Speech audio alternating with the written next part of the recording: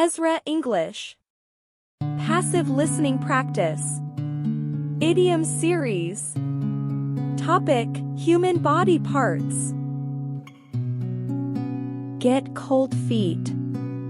Picture this. It's the day of the big presentation at work. You've prepared for weeks, practiced your speech, and you feel confident. But as you walk towards the conference room, you start to feel a knot in your stomach. Your palms are sweaty, and suddenly you're not so sure about this anymore. You've got cold feet. The idiom, get cold feet, means to suddenly become apprehensive or nervous about something that you were previously enthusiastic about. It's often used in situations where there is a risk involved, like making a big decision, taking a major step, or facing a challenge. Let's explore this idiom in more detail. Imagine you're planning to ask someone out on a date.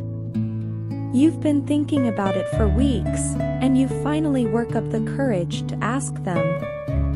But as you approach them, you start to feel your heart racing, your palms get sweaty, and you can't seem to find the words. You've got cold feet. In this case, you're experiencing a sudden lack of confidence, and you're not sure if you want to take the risk of rejection. Another example could be a couple who are about to get married. They've been planning their wedding for months, and everything is set for the big day. But as they stand at the altar, the bride suddenly feels nervous and has second thoughts. She starts to question if she's ready for such a big commitment, and whether she's making the right choice. She's got cold feet. Getting cold feet can happen in any situation where there is a risk involved. It could be starting a new job, moving to a new city, or even taking a roller coaster ride for the first time. In each case, the individual experiences a sudden loss of confidence, and they begin to question whether they're making the right decision. It's important to note that getting cold feet doesn't mean that the decision is necessarily a bad one. It's a natural reaction to fear and uncertainty, and it's important to take the time to evaluate your feelings and determine if it's just nerves, or if there are valid concerns that need to be addressed. In some cases, getting cold feet can be a sign that you're not ready to move forward with a decision. For example, if you're considering starting a new business, and you're suddenly overwhelmed by fear and anxiety, it could be a sign that you need more time to plan and prepare before taking the leap. On the other hand, getting cold feet can also be a temporary setback that you can overcome with the right mindset and support. For example, if you're nervous about giving a speech, you could practice more, seek feedback from others, or remind yourself of your strengths and accomplishments. In short, the idiom, get cold feet, is a common expression used to describe a sudden loss of confidence or a change of heart when facing a risky or challenging situation. It's important to recognize when you're experiencing cold feet and take the time to evaluate your feelings and concerns before making any major decisions. With the right mindset and support, you can overcome your fears and move forward with confidence. Pull someone's leg. The idiom, pull someone's leg, means to joke or tease someone in a playful way. It's a light-hearted way of poking fun at someone, often with the intention of making them laugh or feel good. To better understand this idiom, let's explore some situations where it might be used. 1. Imagine a group of friends sitting around a campfire. One friend starts telling a story about a monster that lives in the woods. As the story gets scarier and scarier, one of the other friends might say, "Come on, you're just pulling my leg. There's no such thing as a monster like that." This is a way of saying that the story is just a joke and not to be taken seriously. 2. Another example might be when a coworker tells a new employee that they have to wear a silly hat on their first day of work. The new employee might be nervous about fitting in with the team and take the comment seriously, but the coworker would then say, "Just kidding. I'm pulling your leg. We don't really make new hires wear a silly hat." This would help to lighten the mood and make the new employee feel more comfortable.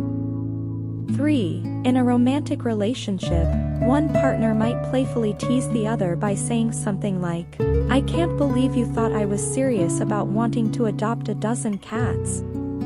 I was just pulling your leg." This can help to create a playful and lighthearted atmosphere in the relationship, as well as show that both partners have a good sense of humor. In all of these situations, the person who is pulling someone's leg is doing so in a way that is meant to be fun and not meant to be taken seriously. It's a way of joking around and being playful with friends, coworkers, or romantic partners. It's worth noting that the origin of this idiom is not entirely clear. Some theories suggest that it comes from Old English traditions of tripping people up by grabbing their legs, while others suggest that it may have come from the idea of leading someone on like a dog on a leash. Regardless of its origin, the meaning of pulling someone's leg has remained the same over time, a playful way of teasing or joking around with someone. In summary, pulling someone's leg is a playful and lighthearted way of teasing someone in a way that is meant to be fun and not taken seriously. It's often used in social situations to create a sense of humor and camaraderie between friends, coworkers, or romantic partners. Keep an eye out. Have you ever heard the phrase "keep an eye out"? It's an idiomatic expression that means to be vigilant or watchful for something specific. This phrase can be used in a variety of contexts, and it's often used when someone is on the lookout for a particular person, object, or situation. Let me tell you a story to illustrate the meaning of this phrase. Once upon a time, there was a woman named Sarah who lived in a quiet neighborhood. One day, she noticed that her neighbor's house was empty, and there were no signs of anyone coming or going. Sarah, being the curious person she is, wanted to find out what was going on. So she decided to keep an eye out for any activity around the house. Over the next few days, Sarah spent a lot of time observing the neighbor's house. She noticed that no one had been there for a while, and there was mail piling up at the doorstep. Sarah became concerned and decided to investigate further. She knocked on the door, but no one answered. So she called the neighbor's phone number, but it was disconnected.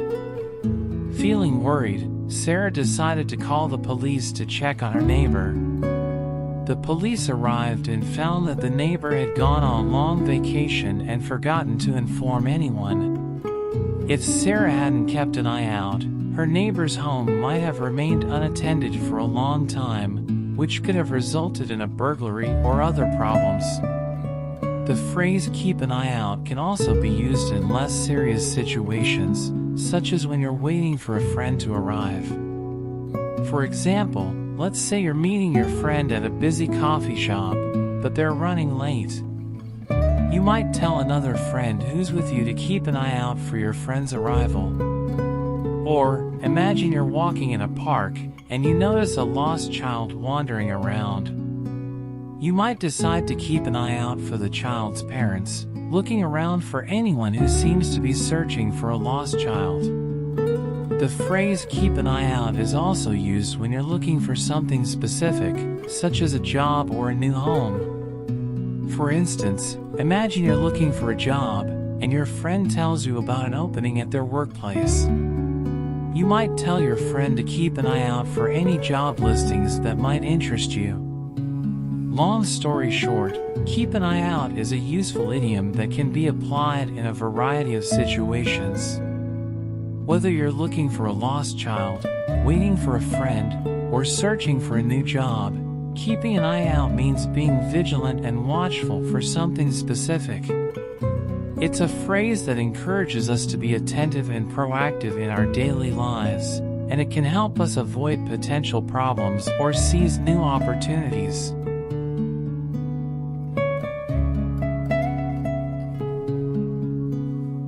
Let one's hair down. Let me tell you a story about a group of colleagues who decided to go out for drinks after work one day. The group consisted of people from different departments, some of whom had never really hung out together before. As the drinks flowed and the conversation turned from work to personal life, one of the quieter colleagues suddenly stood up and announced, "I'm going to let my hair down tonight." This phrase, letting your hair down, is a common idiom that means to relax and behave more freely and openly than usual. In this context, the colleague was indicating that they were going to let loose and have some fun, without worrying too much about their usual professional demeanor. As the evening progressed, the group started to let their hair down too. One colleague who was normally quite reserved started dancing on the table, while another started sharing stories about their wild youth. It was clear that everyone was having a great time, and the relaxed atmosphere allowed them to get to know each other in a different way. This idiom can be used in a variety of contexts, not just in social situations. For example, a person who is usually very serious and focused at work might let their hair down during a brainstorming session, allowing themselves to be more creative and open-minded. Or, someone who is typically shy might let their hair down in a public speaking class, giving a more confident and dynamic presentation. The origin of this idiom is thought to come from the practice of women in the 1700s and 1800s, who would often wear their hair up in elaborate styles as a sign of their social status and refinement. When they were in private, they would let their hair down, signaling that they were relaxed and comfortable in their surroundings. Today, the idiom is still used in a similar way to indicate that someone is letting go of their usual inhibitions and allowing themselves to be more free and natural. It's a great way to express a desire to have fun and enjoy oneself, without worrying too much about the usual rules and restrictions. In everyday life, there are many situations where we might let our hair down. For example, at a party with friends, during a yoga class where we feel comfortable and supported, or even while spending time alone doing something we love. It's all about finding that space where we feel relaxed and at ease, allowing ourselves to be our true selves. It's worth noting that letting your hair down doesn't necessarily mean doing something wild or reckless. It can be a subtle shift in behavior that allows us to feel more connected and authentic. It's about taking off the mask we often wear in public and allowing ourselves to be vulnerable and real. So, the next time you're feeling stressed or uptight, try letting your hair down for a while. Whether it's dancing around your living room, going for a run in the park, or simply taking a few deep breaths and letting yourself be still, it can be a powerful way to connect with your inner self and find a sense of peace and freedom.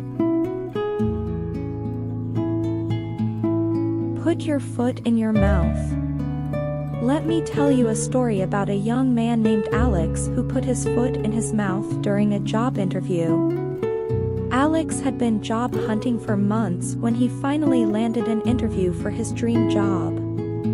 He was excited and nervous at the same time. He spent hours researching the company, preparing his answers to potential questions, and even ironed his shirt to make sure he looked his best. On the day of the interview, Alex arrived at the company's office early. He was greeted by the receptionist who offered him a glass of water and asked him to wait in the lobby until his interviewer arrived. As Alex sat there waiting, he started to feel more nervous by the minute. he began fidgeting with his tie and tapping his foot on the floor. Then, a group of employees walked by, and one of them said something that caught his attention. Alex recognized the quote from a TV show he watched the night before and thought it was funny. Without thinking, he blurted out the punchline of the joke. Unfortunately, the joke was inappropriate and offensive, and the employees who heard it were shocked. Alex immediately realized his mistake and felt embarrassed. He knew he had put his foot in his mouth. When the interviewer arrived and called him in, Alex could feel his face turning red. He tried to focus on the questions and answer them to the best of his abilities, but he couldn't shake off the embarrassment from his earlier mistake. After the interview, Alex left the office feeling disappointed in himself. He knew he had blown his chance at getting the job because of his thoughtless comment. The idiom, "put your foot in your mouth," means to say or do something that is embarrassing, inappropriate, or offensive without intending to. It is a common expression used to describe a situation when someone speaks without thinking and ends up regretting what they said. This idiom can be used in various situations, such as a casual conversation, a formal meeting, or even in social media. For example, if you accidentally insult someone on a social media platform, you can say that you put your foot in your mouth. It is essential to think before speaking and be mindful of the words you use, especially in a professional or formal setting. In Alex's case, he let his guard down for a moment and made a mistake that cost him an opportunity. All in all, the idiom, "put your foot in your mouth," is a reminder to be cautious with what we say and to think before speaking. We should always be mindful of the impact our words can have on others and strive to communicate in a way that is respectful and appropriate.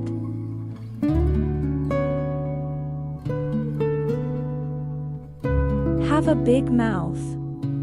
Have you ever heard someone say, "Oh, don't mind him, he just has a big mouth"? This phrase is commonly used to describe people who talk too much or are unable to keep secrets. In this article, we'll explore the origins and meaning of the idiom, "have a big mouth," and provide examples of situations where the phrase might be used. The origin of the phrase, "have a big mouth," is uncertain, but it likely refers to someone who talks excessively or speaks without thinking. The phrase can be used to describe people who gossip, share secrets, or boast about their accomplishments. It can also refer to individuals who make inappropriate or offensive comments. When someone has a big mouth, they often reveal information that should have been kept private. For example, imagine you have a friend who is known for gossiping. One day, you tell her a secret, hoping she'll keep it to herself. However, the next day, you hear that the entire school knows your secret. In this case, you might say, "I should have known not to tell her. She has a big mouth." Having a big mouth can also refer to individuals who make inappropriate comments. For instance, imagine you're at a party and your friend introduces you to a new acquaintance. As you're chatting, your friend accidentally spills wine on your shirt. Without thinking, you blurt out, "You're so clumsy, I can't believe you did that." In this situation, you might apologize later and say, "Sorry about what I said, I have a big mouth sometimes." The idiom, "have a big mouth," can also refer to individuals who boast about their accomplishments. For example, imagine you have a coworker who always talks about how great they are at their job. They constantly brag about the projects they've completed and the compliments they've received from their boss. In this case, you might say, "He has a big mouth when it comes to talking about his work." In general, having a big mouth is seen as a negative trait. People who talk too much or share too much information can come across as untrustworthy or unprofessional.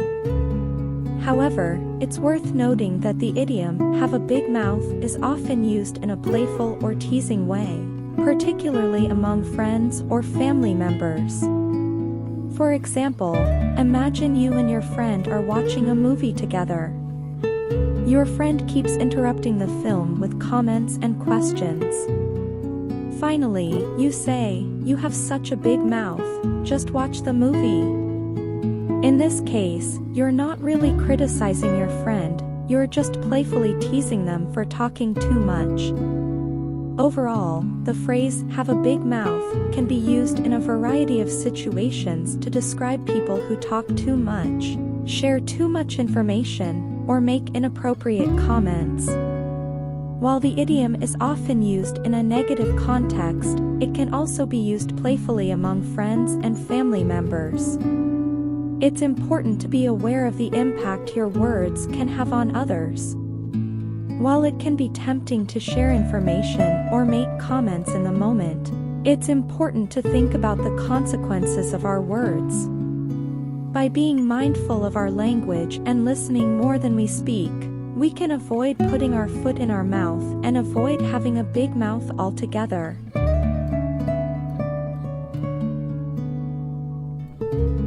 On the tip of one's tongue. Have you ever been in a situation where you know the answer to a question but just can't seem to remember it? It's like the answer is right there on the tip of your tongue, but you can't quite grasp it. This is where the idiom "on the tip of your tongue" comes in handy. The expression "on the tip of your tongue" is used when you can almost remember something but can't recall it completely. It is a common phrase that can be used in various situations. Let me tell you some stories to help you understand this idiom better. The first story is about my friend Jane, who was trying to remember the name of a song she had heard earlier that day. She kept humming the tune and trying to recall the lyrics, but the name of the song was just on the tip of her tongue. She knew that it was a famous song, and it was frustrating not to be able to remember the name. Another time, I was playing a trivia game with some friends, and the question was about the capital city of a particular country. I knew the answer but just couldn't remember it. It was on the tip of my tongue, but I couldn't say it out loud. It was frustrating because I knew I had the answer, but I just couldn't say it. The expression "on the tip of your tongue" can also be used in a more serious context. Imagine that you are taking an exam, and you know the answer to a particular question, but for some reason, you can't recall it completely. The answer is just on the tip of your tongue, but you can't say it out loud. This can be a frustrating experience, especially if you know that you have studied and prepared for the exam. Sometimes, the expression "on the tip of your tongue" can be used to describe a feeling of nostalgia. For example, you might be visiting a place that you have been to before, and you remember something specific about that place, but you can't quite remember the details. It's like the memory is on the tip of your tongue, but you can't recall it fully. This can be a bittersweet feeling, especially if the memory is of a happy time. The idiom "on the tip of your tongue" is a common phrase that is used in everyday conversation. It can be used in various contexts, including trivial ones like trying to remember the name of a song or the answer to a trivia question, and more serious ones like taking an exam. It can also be used to describe a feeling of nostalgia or bittersweetness. It's important to note that sometimes the answer might not actually be on the tip of your tongue. It could be that you just don't know the answer, or you haven't learned it yet. In situations like this, it's okay to admit that you don't know the answer and to seek help or do more research to find it. In conclusion, the expression "on the tip of your tongue" is a useful idiom to describe a feeling of almost remembering something but not quite being able to recall it. It's a common phrase that is used in everyday conversation, and it can be used in various contexts. So next time you find yourself struggling to remember something, just remember that it might be on the tip of your tongue. Stick your neck out. Have you ever been in a situation where you had to take a risk, even though you knew it might not turn out well? Maybe you had to stand up for something you believed in, or speak up for a friend, or even take a chance on a job or a relationship. When you find yourself in situations like these, you might hear someone say, "You're really sticking your neck out there." This is a common expression that means taking a big risk or making a bold move, even if it's dangerous or risky. Imagine a giraffe leaning out over the savannah, stretching its neck to reach the leaves on a tall tree.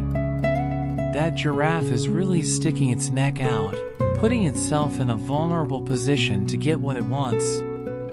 When we use this expression, we're saying that someone is taking a similar kind of risk, putting themselves out there to try and achieve something even though they know it's not guaranteed. There are lots of different situations where you might hear this expression used.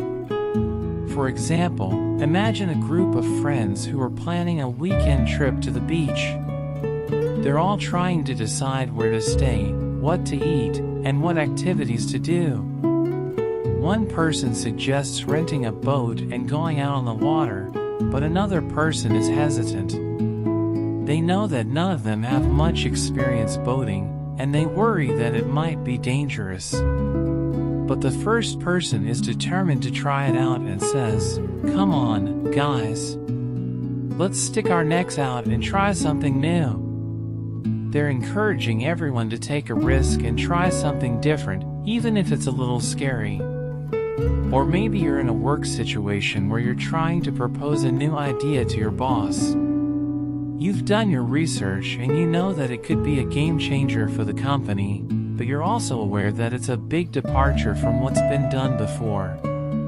You might feel nervous about suggesting it, but your coworker tells you, "Hey, you've got to stick your neck out sometimes if you want to make a difference. Go for it." They're urging you to take a risk and put your idea out there, even if it's not what everyone expects. Of course, there are risks involved in sticking your neck out. Sometimes things don't go as planned, and you might find yourself in a difficult or even dangerous situation. That's why it's important to weigh the pros and cons of any decision, and to make sure you're prepared for any potential outcomes. But even with that in mind, there are times when it's worth taking a risk and putting yourself out there. When you do, you might find that the rewards are greater than you ever imagined. For example, imagine you're a high school student who's trying out for the basketball team. You're a decent player, but you know that there are a lot of other talented athletes trying out as well. You might feel nervous about putting yourself out there and trying to make the team. But when you do, you discover that you have a real talent for the game, and you make some great friends on the team as well. By sticking your neck out and trying something new, you open up all kinds of opportunities for yourself that you might not have otherwise had. All things considered, when someone tells you to stick your neck out, they're encouraging you to take a risk and try something new, even if it's a little scary. There are lots of different situations where this expression might come up, from trying a new activity with friends to proposing a bold new idea at work. While there are risks involved in sticking your neck out, there are also rewards, from discovering new talents and passions to making lasting friendships and achieving your goals. Shoulder the burden. Have you ever felt like the weight of the world was on your shoulders? It's a feeling that everyone has experienced at one time or another. That's why the idiom, shoulder the burden, is so relatable. It means to take on a heavy responsibility, to bear the weight of a difficult task or problem. For example, imagine you're part of a group of friends planning a surprise party for another friend.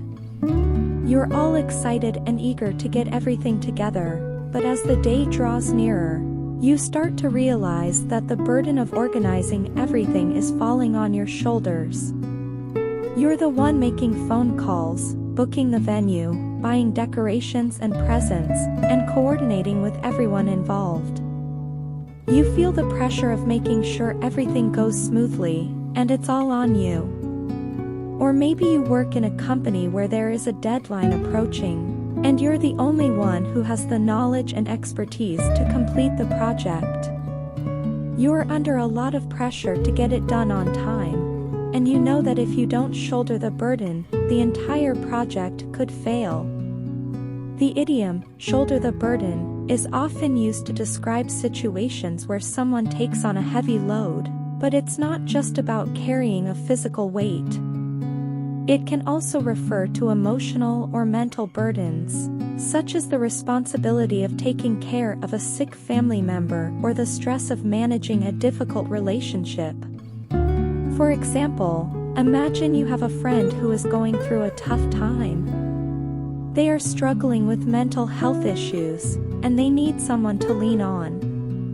You decide to shoulder the burden and be there for them, even though it can be emotionally draining at times.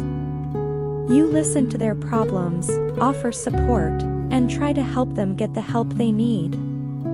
Sometimes, the burden we shoulder can be a positive thing. For example, imagine you're a parent, and you're taking on the responsibility of raising your children. It's a big job, but it's also incredibly rewarding. You're responsible for their well-being, their education, and their emotional development, and you take that responsibility seriously. You shoulder the burden of parenthood, and it helps shape your children into the people they will become. However, there are times when we take on too much, and the burden becomes too heavy to bear. When this happens, it's important to recognize when it's time to ask for help. No one can shoulder the burden all on their own forever. We all need support and assistance from time to time. For example, imagine you're going through a difficult time in your life. You're struggling with a personal issue, and you're trying to keep everything together. But the weight of the burden is becoming too much for you to handle. You reach out to a friend or a therapist, and you ask for help. You share your burden with someone else, and it makes all the difference. In conclusion, the idiom, shoulder the burden, is a powerful expression that captures the essence of taking on a heavy responsibility. It can apply to all areas of life, from work to personal relationships to parenting.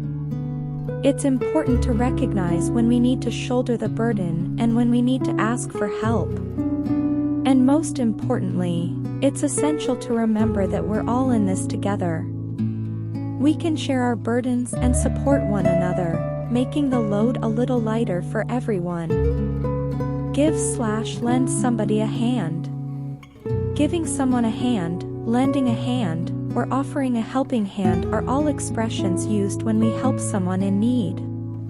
It is a kind and compassionate act that can bring joy to both the giver and the receiver. When someone says, "Give me a hand," or "Can you lend me a hand?" they're asking for assistance. There are many situations in which we can offer a helping hand. It can be as simple as holding a door open for someone, picking up a dropped item, or helping a neighbor carry groceries. It can also be more significant, such as volunteering at a charity, helping a friend move to a new house, or supporting someone through a difficult time. Let's say you have a friend who is moving into a new apartment.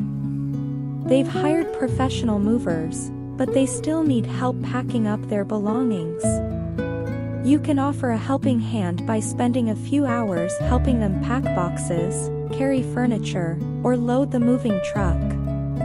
You'll be making a significant impact on their move and easing their stress. Another example is when you see someone struggling with their grocery bags or carrying a heavy load.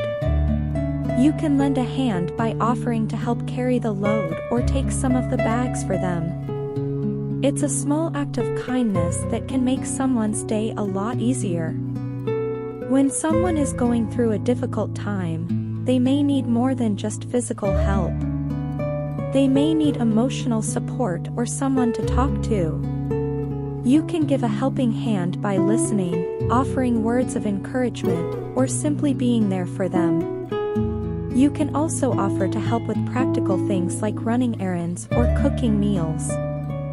There are many benefits to giving someone a helping hand. It can create a sense of community and bring people together. It can also give us a sense of purpose and fulfillment. Helping others can improve our mood and reduce stress levels. It can also strengthen our relationships with others. However, it's important to remember that offering a helping hand should come from a place of genuine kindness, and not an expectation of receiving something in return. It's also important to respect other people's boundaries and not to overstep them. If someone declines your offer of help, it's essential to respect their decision. Sometimes, it's not easy to ask for help, even when we need it. Some people may feel embarrassed or ashamed to ask for assistance. It's important to be mindful of this and to offer a helping hand without judgment or criticism. We never know when we may need someone to lend a hand to us. In summary, giving someone a helping hand is an act of kindness that can make a significant impact on someone's life. Whether it's a small gesture like opening a door or a more significant act of volunteering, offering help can bring joy and fulfillment to both the giver and the receiver. Remember, kindness costs nothing but can make all the difference. Put your back into it. Have you ever been in a situation where you need to give your all to accomplish something? Well, that's what the idiom "put your back into it" means. It's a phrase used to encourage someone to work harder and give their full effort to complete a task.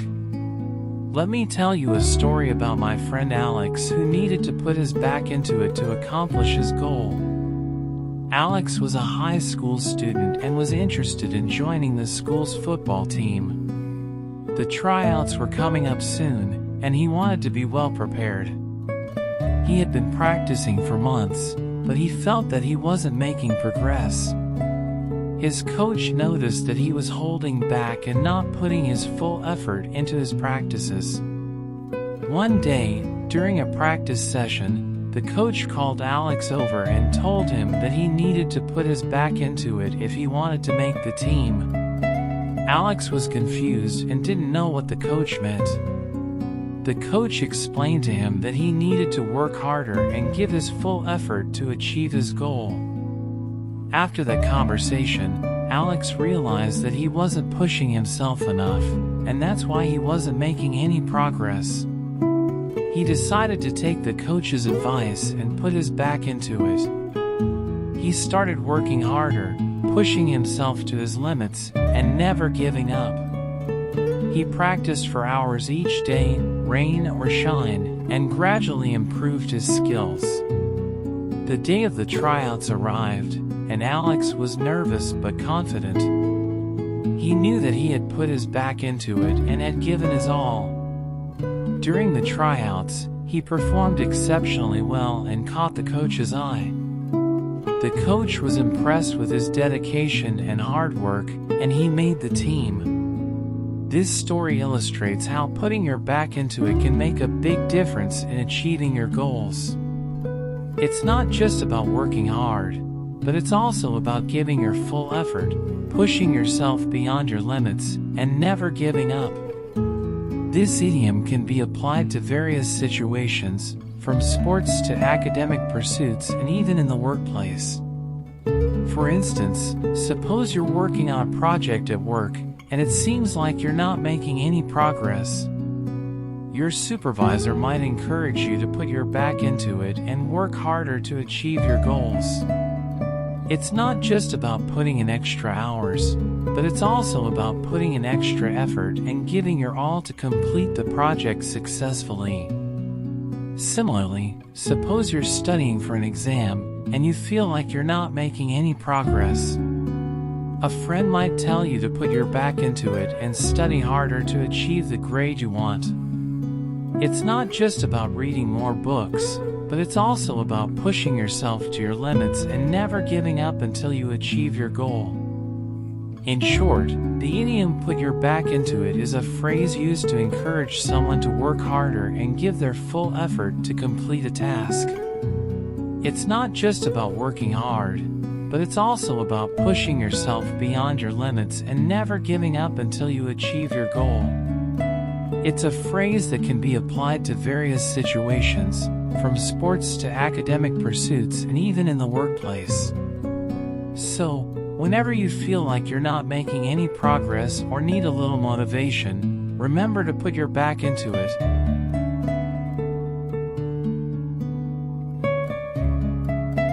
Keep your chin up. Keeping your chin up is an idiomatic expression that means staying optimistic or hopeful despite facing a difficult situation or going through a tough time. When someone tells you to keep your chin up, they want you to stay positive and maintain a strong spirit despite any obstacles or challenges you may face. Imagine that you have been preparing for a big exam for weeks. You have studied hard and feel confident about your preparation. However, on the day of the exam, you realize that the test is much harder than you anticipated. As you start to answer the questions, you begin to doubt yourself and feel anxious. You start to feel like you will not do well and your confidence starts to wane. At this moment, someone may tell you to keep your chin up. This is a way of saying that you should not give up hope or lose confidence in yourself. Instead, you should stay positive, maintain a strong spirit, and keep trying your best. Another example of this expression could be when someone is going through a tough time in their personal life. For instance, imagine that your friend is going through a difficult divorce. They are feeling down and hopeless, and they don't know how to move on from this challenging phase of their life. You may encourage them to keep their chin up, reminding them that things will eventually get better, and that they should try to stay optimistic and hopeful. When you keep your chin up, you are showing resilience, perseverance, and courage in the face of adversity. You are choosing to look on the bright side of things and not letting the challenges of life get the best of you. It's important to remember that keeping your chin up doesn't mean ignoring or suppressing your emotions. It's okay to feel sad, angry, or frustrated when things don't go your way. However, it's crucial to stay positive and maintain a strong spirit in the face of adversity.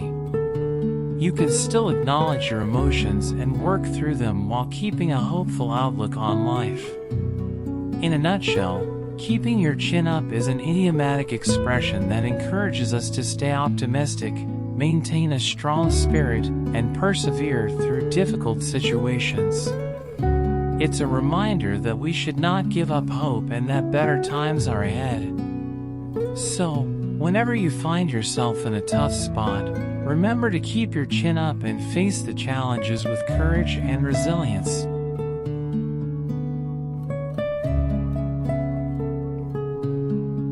Have a good feeling. Have you ever had a feeling deep inside of you, something that you just couldn't explain? Something that told you that you should or shouldn't do something, even though you couldn't exactly put your finger on why? That feeling is what we call a good feeling, and it's one of those intangible things that we all experience from time to time. A gut feeling is an instinctive reaction that comes from deep within us, often without any conscious thought. It's like a sixth sense that guides us when we're not even aware of it. We use the expression "have a gut feeling" to describe when we have an intuition about something. It's a feeling that's hard to ignore, and usually, it turns out to be right. Some people say that their gut feelings come from their subconscious mind or a spiritual connection, while others believe it's simply a biological response to external stimuli. Regardless of where it comes from, having a gut feeling can be a powerful tool. It can help us make decisions, avoid danger, or even find the right path in life. However, it's important to remember that a gut feeling is not always right, and we should still use logic and critical thinking to make important decisions. Let's say you're walking down the street at night, and you get the feeling that someone is following you. Your heart starts racing, and you can feel the hair on the back of your neck stand up. You might not see or hear anything, but your gut is telling you that you're in danger. In this situation, it's important to listen to your gut feeling and take action to protect yourself. Maybe you cross the street or go into a well-lit area. Your gut feeling helped you avoid a potentially dangerous situation. Now, let's consider a different scenario. You have a job interview tomorrow, and you can't shake the feeling that it's not going to go well. Your gut is telling you that you're not going to get the job. In this case, it's important to remember that gut feelings are not always accurate, and there could be many factors at play that are outside of your control. Instead of dwelling on your gut feeling, focus on preparing for the interview and doing your best. Even if you don't get the job, you'll know that you gave it your all.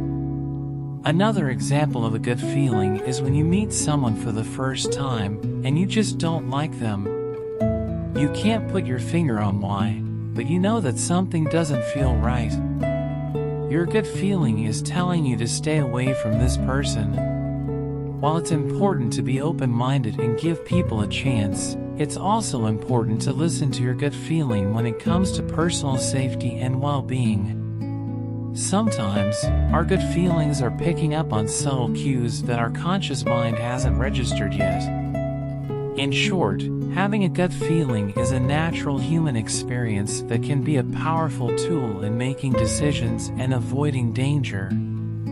However, it's important to remember that gut feelings are not always accurate and should be used in conjunction with logic and critical thinking.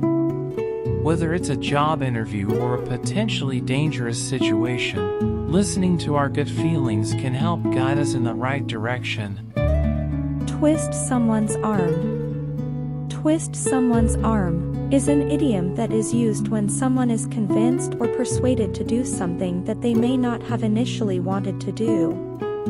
This phrase is commonly used in casual conversations, especially in situations where someone is hesitant to take a particular action. Imagine that your friend is trying to persuade you to go skydiving with them. You are a bit apprehensive about jumping out of a plane, but your friend keeps insisting that it will be an incredible experience. They might say something like, "Come on, let's go skydiving. It'll be so much fun, I promise." You might respond with, "I'm not so sure about that. It's a bit scary to me." Then, your friend might reply with, "Oh, come on, don't be a wimp. Let me twist your arm a little bit." The phrase, twist someone's arm, originated from the idea of physically twisting someone's arm to force them to do something.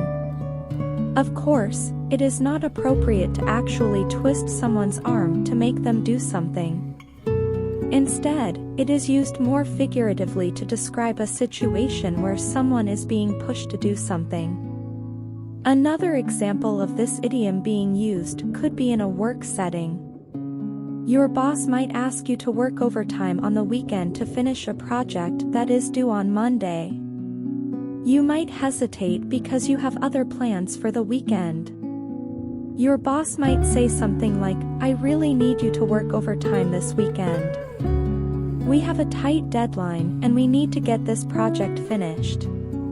Can I twist your arm a little bit?" In this case, your boss is trying to persuade you to work overtime by using the phrase, twist your arm, to imply that they will use their influence to convince you to work. They are not actually twisting your arm, but they are putting pressure on you to take on the extra work. The idiom, twist someone's arm, can also be used in situations where there is a negotiation taking place. For example, if you are trying to buy a car from a dealer and the price is a bit higher than you would like, you might say something like, "I really like this car, but the price is a bit steep for me. Can you do anything to lower it?" The dealer might respond with, "I can't lower the price too much, but let me see what I can do. Can I twist your arm a little bit and convince you to buy it at this price?" In this case, the dealer is using the phrase, twist your arm, to imply that they will try to convince you to pay the higher price for the car. They are not actually twisting your arm, but they are using their negotiating skills to try to make a sale. Overall, the phrase, twist someone's arm, is commonly used in casual conversations to describe a situation where someone is being convinced or persuaded to do something. It is not meant to be taken literally and is instead a figurative expression. It can be used in a variety of situations, from social settings to work environments, to negotiations. Get something off your chest. Have you ever kept a secret so big that it feels like it's weighing you down? Or held onto a grudge for so long that it's affecting your relationships? If so, then you know the feeling of needing to get something off your chest. The phrase, get something off your chest, means to confess or express something that you have been holding inside. It's a way of releasing a burden and letting go of negative emotions that have been weighing you down. This could be something that you've been afraid to admit, a problem that you need help with, or a feeling that you need to express. Let me tell you a story about my friend Alex. He had been dating his girlfriend, Emily, for over a year when he started to feel like something was off in their relationship. He couldn't put his finger on it, but he felt like they weren't connecting as well as they used to. He didn't want to upset Emily, so he kept his feelings to himself.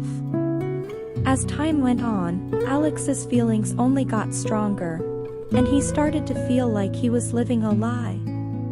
He wanted to talk to Emily about how he was feeling, but he didn't know how to bring it up. He didn't want to hurt her or cause a fight.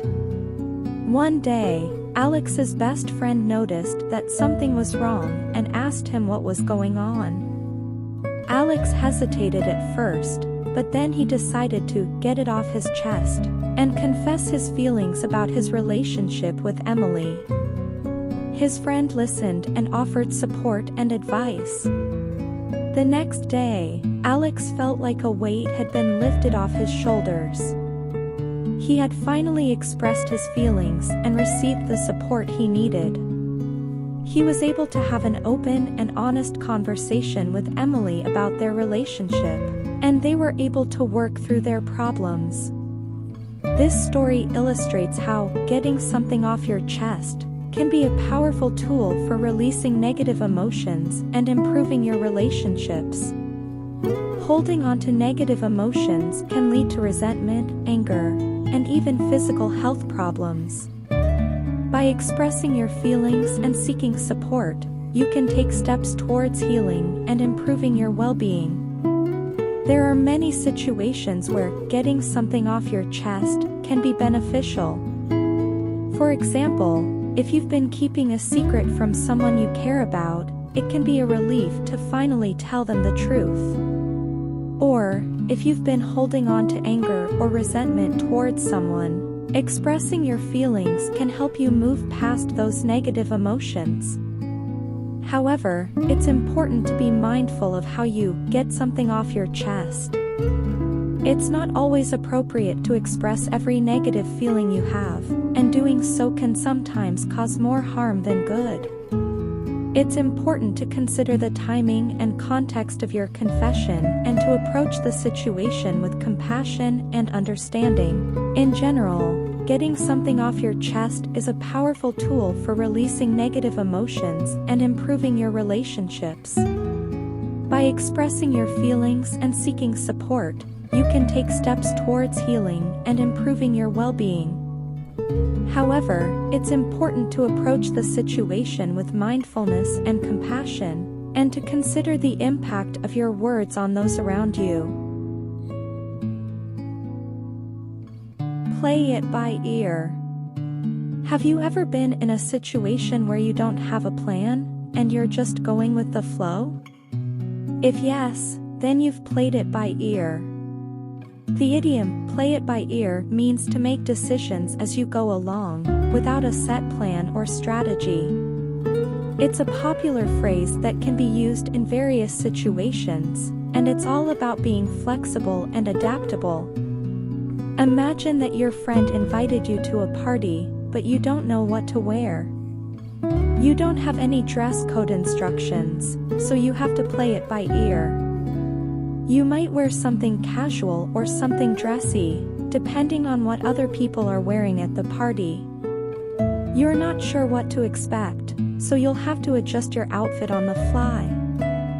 Playing it by ear is a common occurrence in many areas of life. For example, in sports, coaches often encourage their players to play it by ear, adjusting their strategy depending on the game's flow. In business, entrepreneurs often have to play it by ear, adapting their plans as they encounter new obstacles or opportunities. One of the best examples of playing it by ear is improvisational comedy. Improvisation involves creating dialogue and scenes on the spot, without a script or predetermined plan. Comedians who do improv have to play it by ear, adjusting their jokes and reactions to fit the situation. This kind of flexibility can be challenging, but it can also lead to some of the funniest moments in comedy. Playing it by ear is all about being adaptable and able to pivot when necessary. For example, imagine you're driving to a destination, but you encounter a roadblock or an unexpected detour. You'll have to play it by ear and find an alternate route. This might involve taking a different road or using a GPS app to navigate around the obstacle. When you play it by ear, you're able to make quick decisions that help you reach your destination. Another example of playing it by ear is in music. Jazz musicians are known for their ability to improvise and play it by ear, creating new melodies and solos on the spot. This kind of improvisation is a skill that takes years to develop, but it allows musicians to be more expressive and creative. In social situations, playing it by ear can be a valuable skill as well. Imagine you're at a party, and you don't know many people there. You'll have to play it by ear and find ways to connect with others.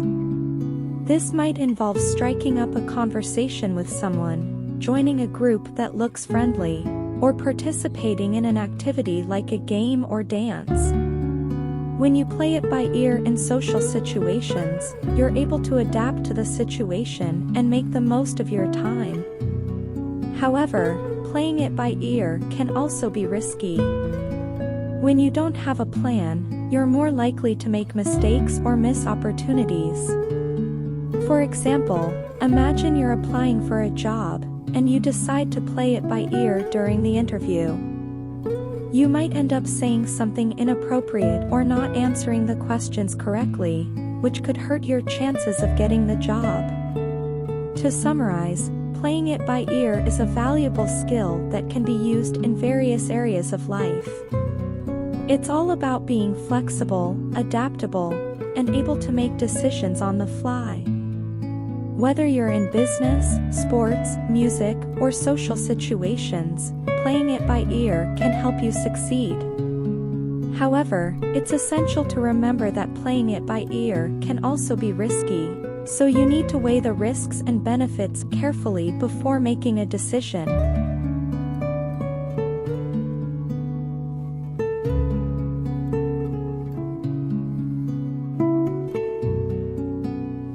Break a leg. Break a leg is an idiomatic expression that is commonly used in the theater and entertainment industry. When someone tells you to break a leg, they are actually wishing you good luck. It is an unconventional phrase, and to those who don't know its meaning, it can seem like a strange thing to say before a performance or event. The exact origins of the phrase are unknown, but there are many theories about where it came from. Some people believe it originated from the ancient Greeks who used to stomp their feet instead of applauding, and therefore, breaking a leg meant receiving so many rounds of applause that you would break your leg. Others believe it may have come from the world of vaudeville, where performers would often perform in crowded and tight spaces. To ensure that everyone in the audience could see the performance, performers would have to break the imaginary line of their leg shadow. Regardless of its origin, the phrase has become a staple in the entertainment industry, and it is used to wish performers good luck before a show or audition. For example, let's say you have a friend who is performing in a play. On the day of the show, you might wish them break a leg to show your support and encourage them. The phrase break a leg is also used outside of the entertainment industry to wish someone good luck in situations where you want them to succeed, such as in business, academics, and sports. For instance, imagine that you have a job interview coming up, and you're really nervous about it. Your friend might tell you to break a leg to encourage you and wish you good luck. The phrase can also be used humorously or sarcastically, especially in situations where there is no actual physical danger. For example, imagine that you are about to play a friendly game of chess with your friend. Your friend might say, "Break a leg," sarcastically to tease you before the game begins. In some cases, break a leg can also be used to mean the opposite of good luck. For instance, let's say you are an actor and you're about to perform in a show. If someone tells you to break a leg with a tone of sarcasm or hostility, it might mean they hope you will actually break your leg and fail. It is important to understand the context and tone of the phrase when it is used in conversation, as it can have different meanings depending on the situation. Overall, the phrase break a leg is a unique and interesting idiom that is commonly used in the entertainment industry to wish performers good luck. Whether it originated from the ancient Greeks or the vaudeville era, it has become an important part of the theater world and is used to show support and encouragement.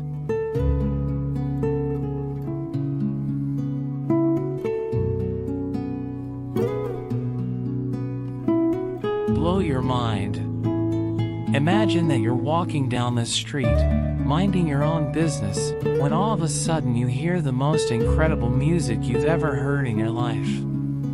You follow your ears to a small park where a group of musicians are playing an impromptu concert, and you can't help but feel the music taking over your body.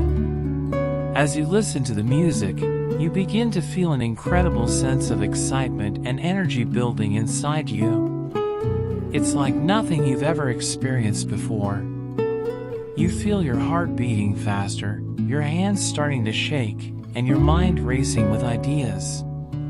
That's what it means to blow your mind, to experience something so incredible that it completely overwhelms you. It's a feeling of awe and wonder, and it's something that can be triggered by all sorts of things, from music to art to travel to love. One of the best ways to experience this feeling is through travel.